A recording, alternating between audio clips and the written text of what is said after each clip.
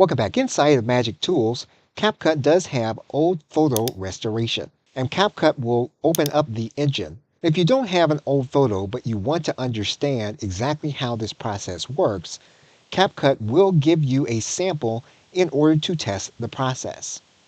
We are going to click on the old photo that CapCut gives us. CapCut is then going to bring us into this area.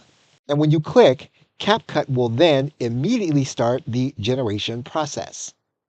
You'll see that the old photo has then been restored. You can also colorize the photo that you have been given. If you click on this element, CapCut will then attempt to colorize the image that you have created. If you want to go back and look at the old photo, you can click on this element that says See Original, and then the original is then available. If you want to toggle back to the restored image, you can click on this element. And basically, you can then export the image in the way that you want. You can also use the CapCut editing tools in order to edit the photos as you would any other photo. Okay, so with that, thanks, and I will see you in another video.